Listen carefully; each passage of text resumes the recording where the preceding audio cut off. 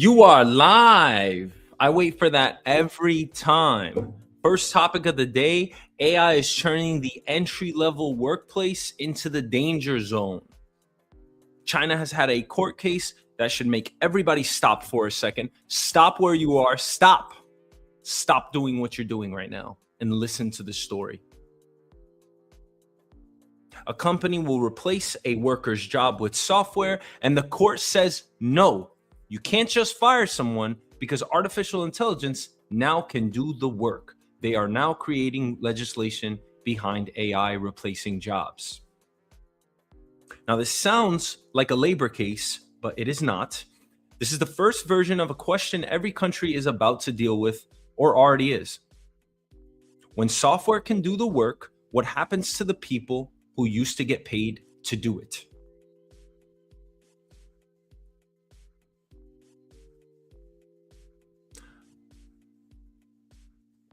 Let's hear what good old Elon has to say. We will have for the first time something that is smarter than the smartest human.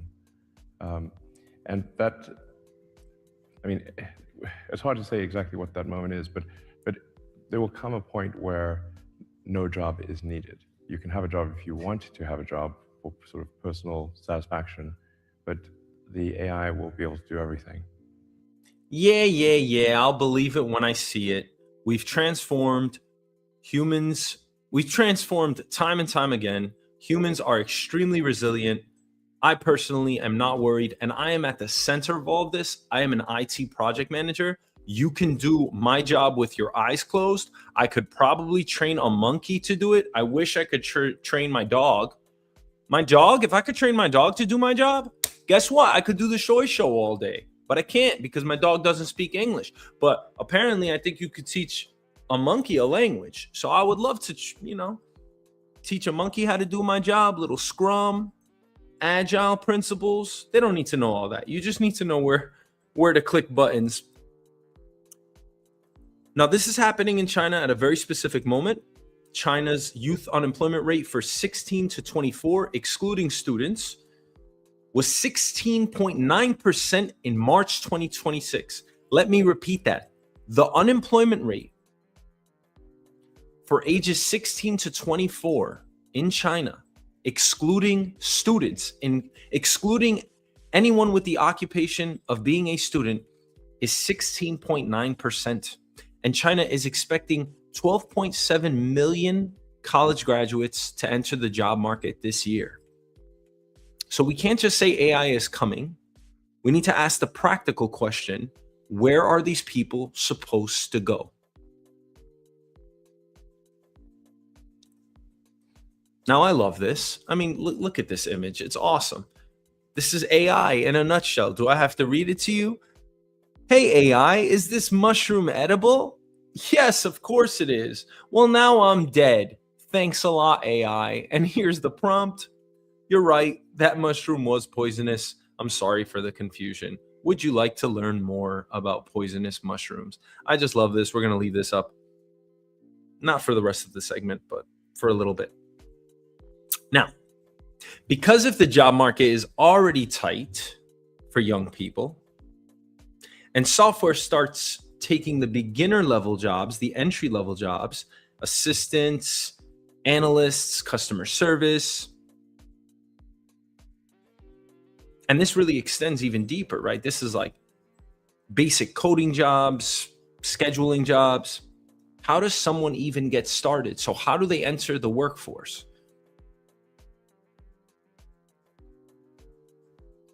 See, AI doesn't have to replace the CEO first. It replaces the junior people first. It replaces the people who are supposed to learn but can't.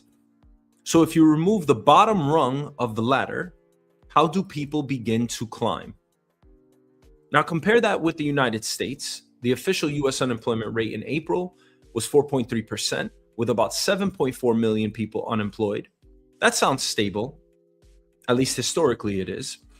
But for young people, it looks dramatically different. The unemployment rate for workers 16 to 24 was around 9.5% in April. And for college graduates ages 20 to 24, Fred data showed unemployment at 5.4% in April. So the question is not just, are people unemployed? It's, are young people actually finding work that builds a future? Or are they just graduating with an insurmountable amount of debt and have to take up jobs maybe in the gig economy?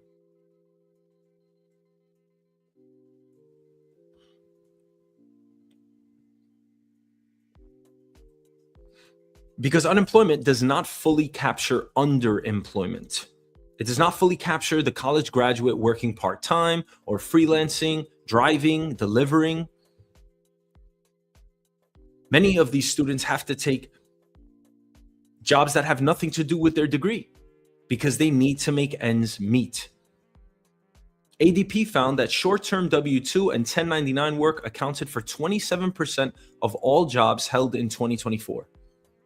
It also found that while about 1 in 10 workers were in gig work in a typical month, by the end of the year, 1 in 4 workers had done some form of gig work during the previous 12 months. That means people are supplementing their jobs because their primary work doesn't help them make enough to live a standard quality of life. People are already patching together income, and it's been like this for quite some time. Now you add in AI, robotics, autonomous driving, warehouse automation. So if the white-collar entry-level jobs get compressed by AI and gig jobs eventually get compressed by robots and autonomous systems, what exactly is the fallback?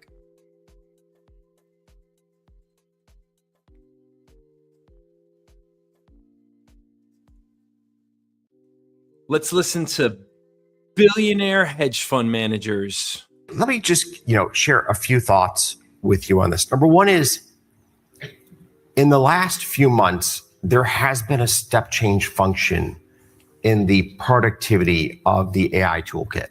It is profoundly more powerful than it was just 9 months ago.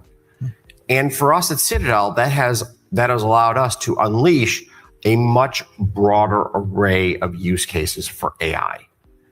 And it has been really interesting to watch, to be blunt, work that we would usually do with people with masters and PhDs in finance over the course of weeks or months being done by AI agents over the course of hours or days. Blah, blah, blah. You're already disconnected from everything. You're a billionaire. I'm not saying you don't know anything, right, Ken Griffin? But I mean, come on. We can't just listen to you on this. And all he's really saying is, again, the people that were paid hundreds of thousands, if not millions of dollars, now all of that information, all of that ability, if you will, has now been accessible through artificial intelligence. That's all he's saying.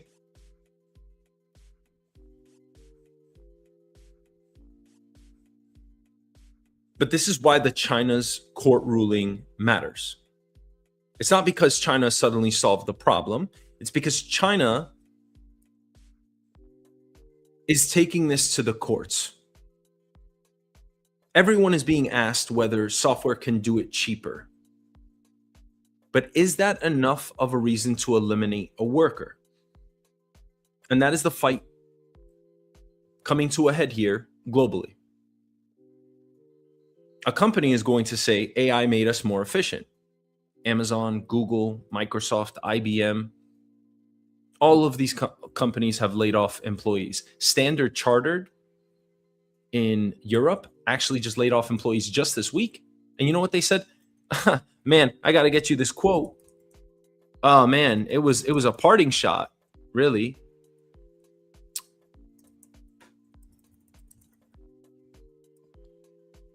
They said, in order to boost AI, Standard Chartered had to cut over 7,000 jobs to replace lower value human capital. That's how they described their human resources. Lower value human capital. That's just disgusting. Could you imagine yourself as a CEO how would you depart with people at your company that have contributed to the company's success, that have literally, bled for the company? They are there 40 hours a week.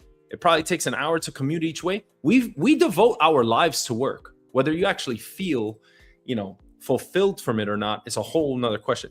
No matter what, if you are working a job, you're committing yourself to them. And this is what your CEO thinks of you. 9 times out of 10, I would say. Lower value human capital. That's what we are. We're nothing. We're little pigs. We're little ants to them. That's how it is. And this isn't like an us versus them thing, but it's pretty disgusting to see somebody rationalize cutting headcount. I mean, you are undermining people's livelihoods, and that's what you have to say about them? It's disgusting. Where's your heart? Where are your morals? So that's what we have to deal with. Companies saying, AI made us more efficient.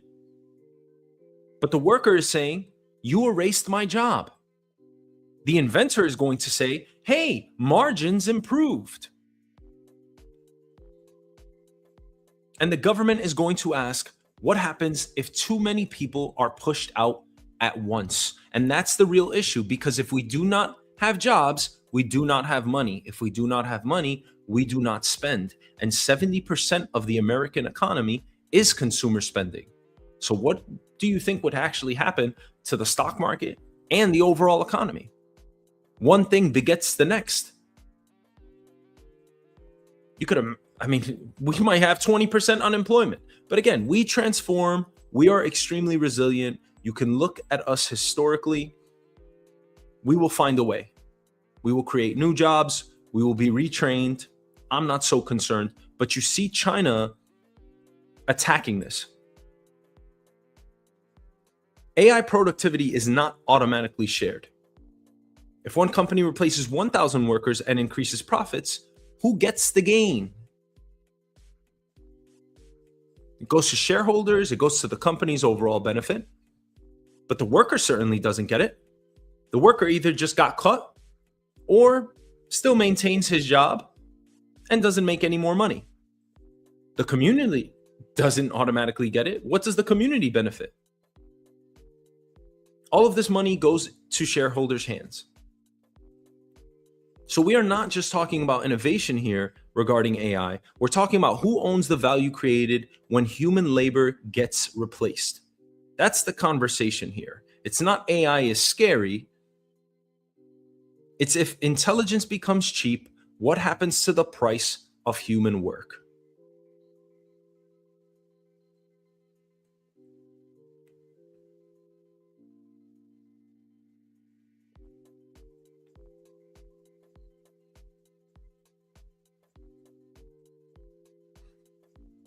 Okay, next topic. I really don't know how to transition from one topic to the next, but it's like, hey, next topic, right? That's what they do at the cashier. I like when they yell at you, kind of, because it's like, yeah, hurry up, man. We want to get online. Like when you're in the supermarket, I like when they're like, next.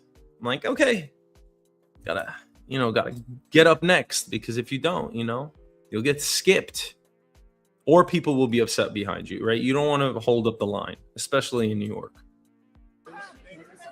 Justice Department has this new fund that was announced today, $1.7 billion. Yeah. Why should taxpayers pay for the January 6th? Well, it's been very well received. I have to tell you, I know very little about it. I wasn't involved in the whole creation of it and the negotiation. But this is reimbursing people that were horribly treated. It's anti-weaponization. They've been weaponized. They've been, in some cases, imprisoned wrongly. They paid legal fees that they didn't have. They've gone bankrupt. Their lives have been destroyed. And they turned out to be right. I mean, it was a terrible period of time in the history of our country, and they worked on it. I know the Justice Department, it's really been working on it very hard. There's been numerous other occasions. Well, that's one way to justify it, but that's not the only story. What are we talking about? The anti-weaponization fund, the $1.8 billion slush fund. You know what a slush fund is? That's like any money. That's like, you might have like a little, a jar full of coins or some money on the sides. Like, I use that. Right? Like I usually carry a $20 bill with me. Why? Just in case I need cash for something quick, right? Oh, this costs $5. I buy it. That's what this $1.8 billion slush fund is. And guess what? So again, let's restate this. Trump settles a lawsuit with the IRS after he sues us for $10 billion. And as part of the broader deal, the IRS is reportedly they're barred from auditing Trump, his family, and his businesses for past tax claims. This has been signed by the acting Attorney General Todd Blanche, which is at the heart of this all. And that's the part that you sit with. I mean, first of all, the noise is what, right? The noise is who the hell gets a claim to this $1.8 billion? But the question here is simple. How does the tax agency, the IRS, lose the power to audit the president's past filings? So he sues us because his tax audits, his taxes were released illegally. He settles with us. And I mean, this story just gets even more rich by the day. This is insane. He is now immune. The most powerful person in the United States, arguably, is now immune from being audited. Him, his family, and his businesses. Guys, I mean, seriously, I don't have to call a spade, do I?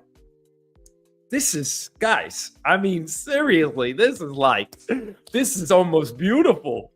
It's corruption at its finest. I mean, what are we talking about here?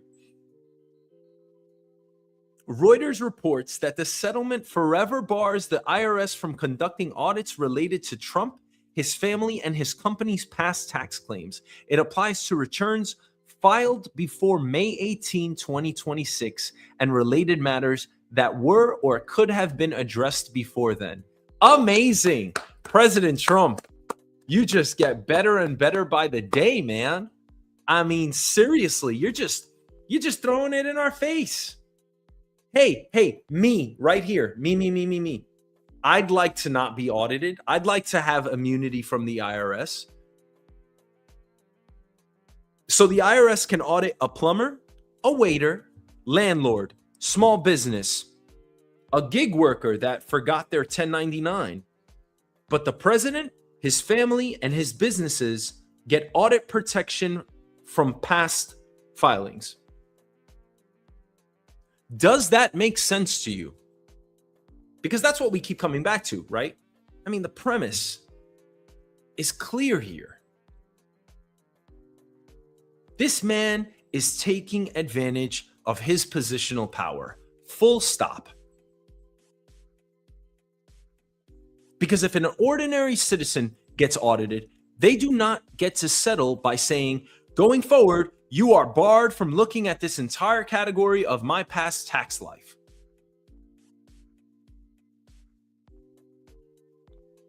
And then the Justice Department also creates this $1.8 billion anti-weaponization fund tied to the settlement of Trump's $10 billion lawsuit, in which he can distribute and disseminate funds however which way. Who gets the money? For all we know, you remember how he kept nailing the Clinton Foundation, right? Hillary Rodham Clinton and Bill Clinton, their foundation, the Clinton Foundation, how money was appropriated to them, tax fraud, waste with Elon and Doge, right? The Department of Government Efficiency. What were we saying then?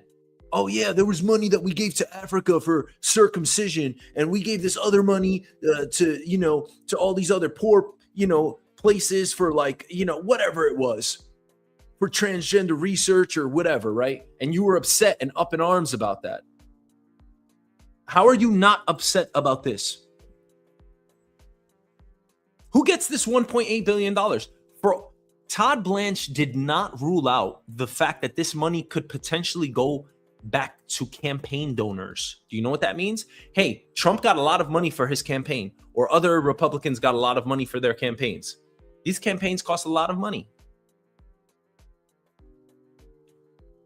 Tom Massey, he just ran a campaign. We're going to get to him in a second, right? in Kentucky. That campaign alone, his opposition spent $33 million. We're taking taxpayer money and we're spending it. We could spend it on campaigns. You don't know where this $1.8 billion is going to go. But if you only talk about the fund, you miss the structural issue. Government power is being negotiated around one person's financial exposure. And IRS lawyers reportedly had tried to contest Trump's lawsuit. They had drafted a 25-page document laying out what they saw as flaws in his argument. So there were people inside the system saying, wait, we should fight this. And yet the settlement still happens. So why? The kindergartner, the preschooler asks, why? Hey, mom, hey, dad, why? We should ask why, right? Why would the agency agree to limit its own future authority? Why would a tax settlement include this level of protection? Why does this not become a precedent for every powerful person who says that they were politically targeted?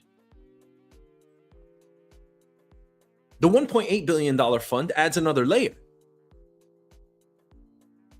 Of course, acting Attorney General Todd Blanche, and he's doing an incredible job according to Trump, would not rule out payouts to January 6th rioters who assaulted police. So now ask it plainly. Who gets paid? People that were investigated, people that were charged, people that were convicted, who donated? And who decides that?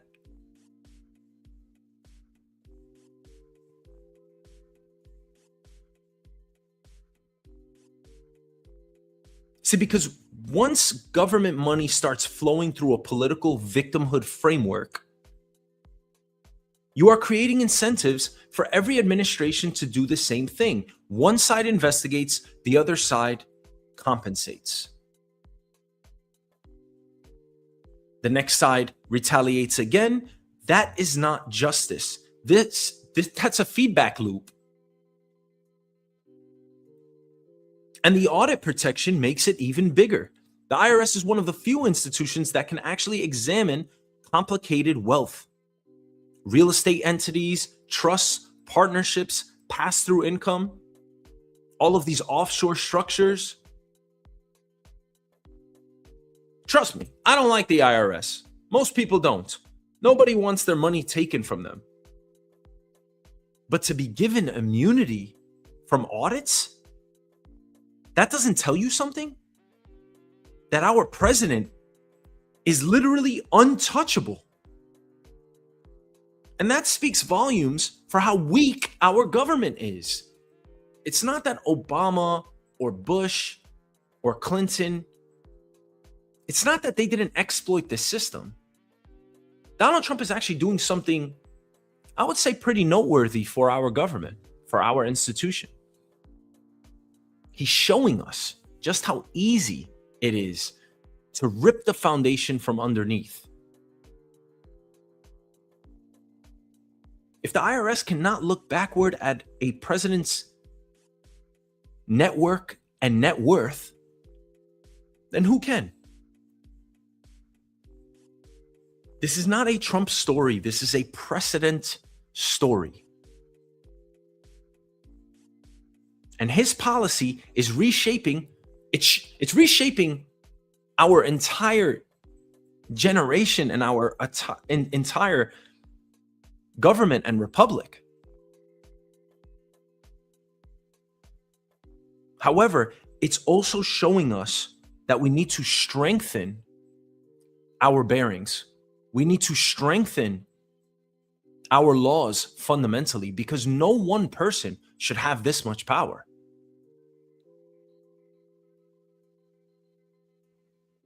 The IRS just effectively negotiated away scrutiny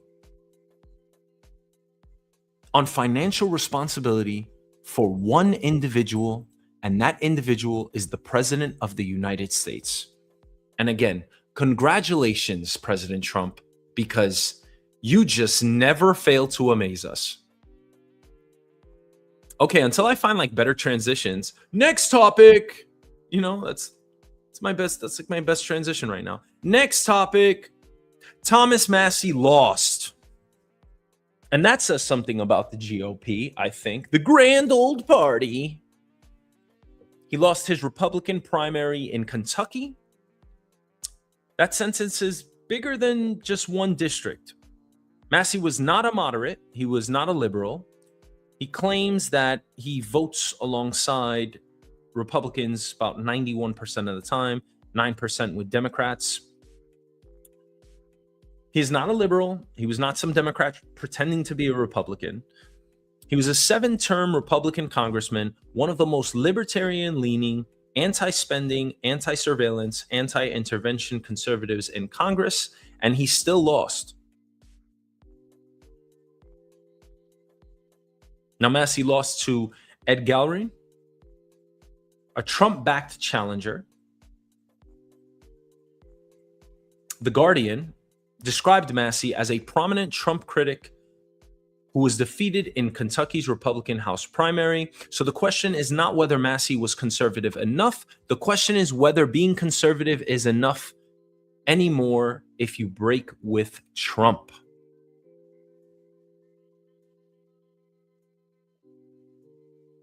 Because Massie has actually been consistent on things Republicans often say they care about: debt, spending, foreign intervention, government outreach, surveillance, constitutional limits. He challenged leadership. He questioned war. He opposed big spending. He did not automatically fall in line. And that was the problem. No? This is him conceding last night. For 14 years, those SOBs in Washington tried to buy my vote. They couldn't buy it. Why did the race get so expensive? Because they decided to buy the seat. And it got real expensive for them. Look, they used a lot of dirty tricks, but we stayed the course. For $33 million. It's a lot of money, man. What you gonna do if you don't have the money, right? Elon Musk gave Trump, what, $500 million? $250 million for his campaign? And Trump won. And he said that he needed that money. Elon Musk said that he needed the money. Trump admitted you need money to win elections. That is usually the difference. It buys votes. And if you break with Trump, what does Trump do? He goes after you like a rabid dog. He shows his teeth. And worse, he bites. Oh, Trump bites, man. He will sick the Department of Justice after you. I'm sure he'll sick the CIA, FBI, everyone else. He will get his way. This guy is, he's mafioso-esque. And I love mafia flicks. They're my favorite. Goodfellas, favorite movie of all time. Hands down. Cannot compare. I love that movie. And Trump is very similar in that regard. I know he loves the mafia. And now Tom Massie is out. Get out, buddy, because you essentially sabotaged your own political career. And this is how it works. Here's the conflicting part that I always, mess around with in my head. I used to be a really big, football fan. And I always thought about particularly head coaches in football, but it's a very large staff. But again, it goes with any sport. Think about the head coach of your favorite team. When they come in, what do they want to do? They want to bring in their own people that think like them, people that they can rely on, they can trust. It's the same thing with a presidential candidate. Yeah, it's the same thing with a presidential cabinet. And this happens all around the world, right? You want your team around you. If you were building out your own company, anything that you could possibly think of, you would want people around you that you trust. It's the same thing. But we don't need sycophants. And by the way, all of the people around you in this case with the presidency actually serve the American people. There's a difference. These people are taking an oath on a Bible. They're supposed to serve our American interests, not the interests of just a few. And it seems by the day, the statements that come out of the White House are living in a vacuum. That doesn't sound healthy to me. Tom Massey is out. That tells every other Republican something very clearly. You can be conservative. You can be beloved by your people, by your state, by your county. But if you are not aligned with Trump, you may not survive. Kentucky makes this even more symbolic. That is a deep red state. Mitch McConnell is also leaving the Senate. Andy Barr, endorsed by Trump, won the Republican primary for McConnell's open Senate seat. So look at the picture. McConnell-style Republican power is fading. Massey-style independent conservatism just took a hit. Trump-backed candidates are winning. This is not just about one race. This is about the direction of the party. If anything, the Republican Party is becoming more disciplined, more unified, and more Trump-defined. That certainly looks like his agenda. He still wants to be involved. He's talking about potentially running in 2028. Now, that may help them win primaries. It may make the party more cohesive around Trump. But then what happens to internal dissent? Not all policies are created equal, and not all policies are agreed on by everyone in the party. Because if Tom Massey cannot survive inside the Republican Party, who can? And again, this is not because he was some big government liberal. He was arguably more conservative on spending and civil liberties than many of the people attacking him. So what exactly did voters reject? Did they reject his record, or did they reject his independence? That is the core of the story. Now, we always go through cycles. History will always rhyme. But Trump's endorsement is not just an endorsement anymore. It is becoming a gatekeeping machine. It defines who is acceptable inside the party. And when a party starts deciding that loyalty matters more than policy consistency, the party becomes stronger in one sense and weaker in another. Stronger because everyone gets in line. It would be easier to pass policy. Weaker because fewer people are willing to tell the leader, no, President Trump, that does not make sense. No, President Trump, you shouldn't tweet that. What makes this country great? It's because of our collectivism. It's because we can have a meeting of the minds. It's because we are open-minded enough to have conversations to make us better, our country better, the world better. You want to make policy in a vacuum? Ultimately, I think that would be the demise of any presidency, of any government. That's what Thomas Massey's loss means. It's not just the Kentucky primary. It is a warning sign to every Republican office holder. Dissent has a cost. Okay, next topic. Oh man, I love my transitions, you know? I mean, I really don't love them that much, but you know, what the hell else am I going to do? Now, we reported on this before. The Pentagon's drone math does not work. Here's the math. A drone costs $35,000. A missile used to shoot down a drone costs $4 million. That's our military strategy. We got the big bombs, they got the small ones. But that's a financial trap, isn't it? We're already $39 trillion in debt. If it happens once, fine. If it happens every day, you have a problem.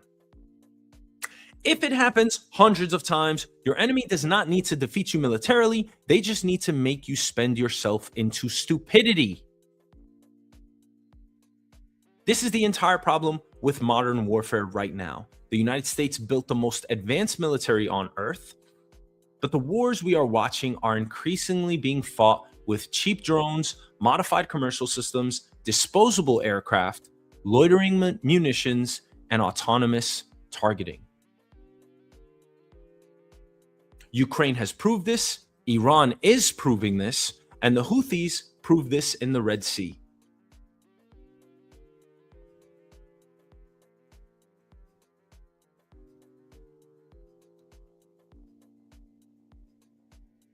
A cheap system can force an expensive response. And if the cost ratio is bad enough, the expensive side is losing the economics of the fight, even if it wins each engagement. So we're already seeing challenges in the economy on the oil front, which is raising bond yields. Stock market seems not to care at this point. We're still at all-time highs. But all the meanwhile, on Main Street, people are facing higher costs. That's a fact, right? That's our reality at this point. Wouldn't you agree? We're at $4.50 per gallon of gas. That's hitting your wallet. All of the groceries, the basket of goods that you come into contact with on a daily basis has risen, and it will continue to rise. Prices don't just normally go down. And now on the military front, we are exhausting our munitions at this ratio that favors Iran, does it not? This is the state of modern warfare. We're bringing out the big guns. They are fighting in a lot more tactical, a lot more clever fashion, using munitions that cost them next to nothing. We have to still deal with the threat. And instead of fighting cheap weapon versus cheap weapon, it's now costing us an arm and a leg. And by the way, in order to replenish those munitions, this is the whole point, we're going to have to keep funding this war, which comes out of our pockets as taxpayers. Business Insider reported that the US Army has been buying cheaper interceptor drones at about $15,000 each to help reverse the cost equation against Iranian Shahed-style drones. That tells you the Pentagon knows the problem. This is not a new idea. It's not about building the perfect weapon. It's about building weapons cheap enough to lose. There's actually a name for this. It's an attritable system, meaning you can use it, lose it, replace it, and keep on fighting. And of course, there's no shortage of money in the United States. But again, we're being attacked on both fronts here. Economically in the stock market with oil and inflation, and we have to keep replenishing the military's reserves with our dollars. Now, this is very different from the old model. Spend years building a small number of perfect, ultra expensive systems. And companies are building this into the future. Anduril is building autonomous defense systems. Kratos builds lower cost unmanned aircraft. AeroVironment makes drones and loitering munitions. That's only to name a few. Of course, we've all heard about Palantir. They're part of the data and targeting layer. And Shield AI works on autonomous aircraft software. This is the new war stack: sensors, drones, software, targeting, autonomy, and mass production.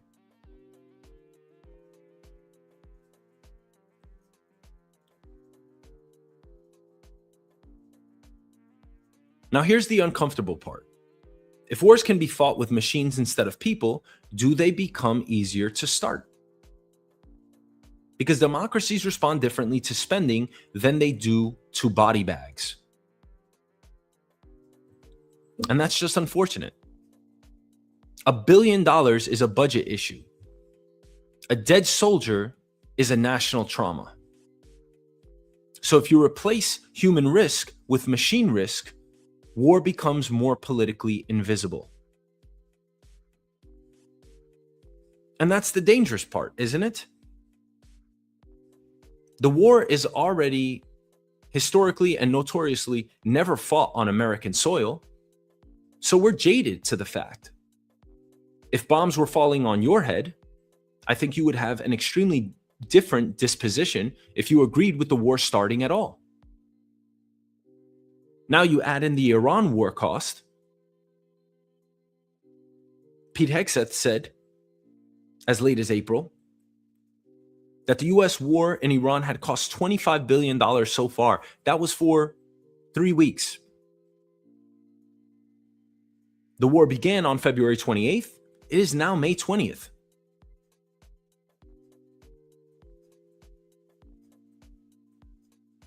We're estimated to be at about $35 billion deep into the war right now. Now, that's just a number to us, right? It's just so remote an idea. Most of us will not become billionaires. But it gives you the scale. It gives you an idea as to what we're talking about when it comes to the money here. The Pentagon is also asking for another $200 billion for the war effort and to backfill munitions and supplies. And the theme that nobody seems to speak about enough is that we are spending billions of dollars to fight systems that cost our adversaries thousands, if you even call them adversaries. Why are we there? They say a nuclear weapon, they say nuclear material, right? Who knows? There's always a hidden agenda. Whether you think you have all the facts or not, there's always something hidden. But the answer to that question is yes. We are spending billions to fight systems that cost our enemies, or who we are at war with, thousands of dollars. Millions. We're spending billions, they're spending millions. This is not just a military problem. This is a procurement problem, defense contractor problem. We are questioning our industrial capacity. And it is a China problem too, because America may dominate the highest end weapons, but China dominates manufacturing scale. And in a drone war, scale may matter as much as sophistication. The future of war may not be the country with the most perfect weapon. It may be the country that can build enough cheap weapons fast enough.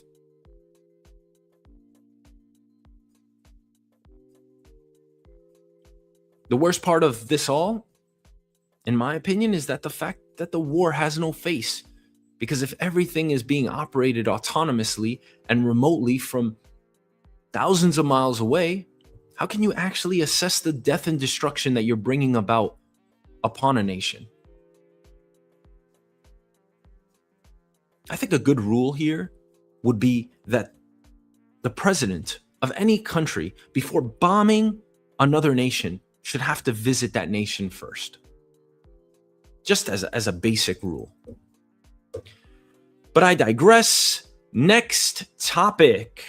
Hard transitions here. Ukraine is attacking Russia's oil system, not just its army. Ukraine's strategy is changing. This is not about holding territory anymore. It is about hitting Russia's oil infrastructure directly. We're talking refineries, fuel systems, export hubs, and energy logistics.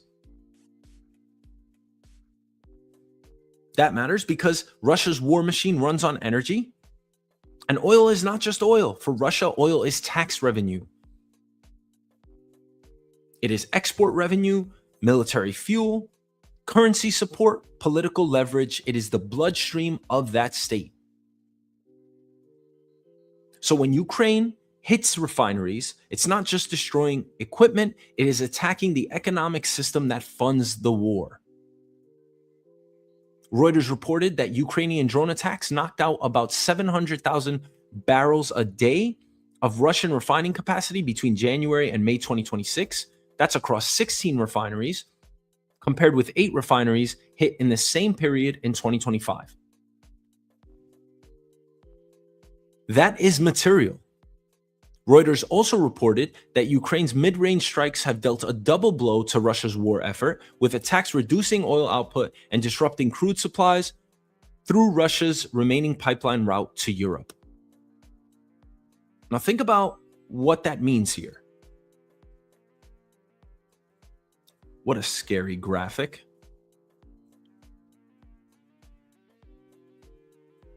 Crude oil and usable fuel are not the same thing. Russia can still produce crude. If refining capacity gets hit, then gasoline, diesel, jet fuel, and the civilian supply all become pressure points. That is why refineries matter. And Ukraine is not just hitting random targets. Ryazan is one of Russia's major refineries that was hit. Tuapse, if I'm saying that right, is a Black Sea export hub.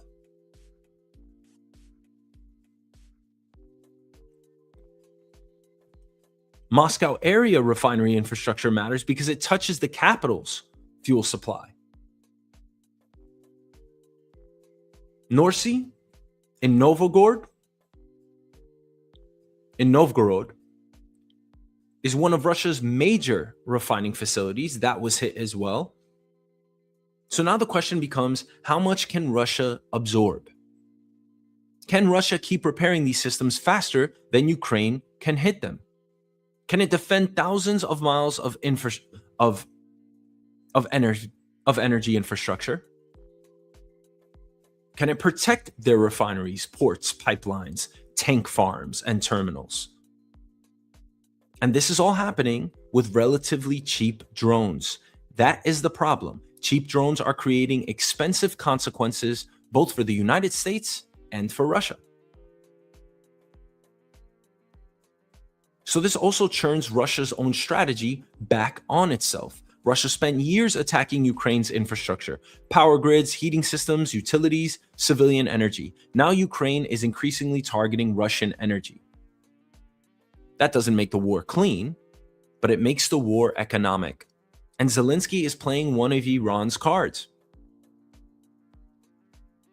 Zelensky also has claimed that some Russian regions and cities are under financial strain, claiming bankruptcy. Russia, of course, denies it, but the question matters because every long war eventually becomes a balance sheet. How much money is coming in? How much money is going out? How much fuel is available? What can be repaired? How many workers are left in the economy? And of course, our favorite question, how much inflation can people tolerate? Wars are not only won on maps.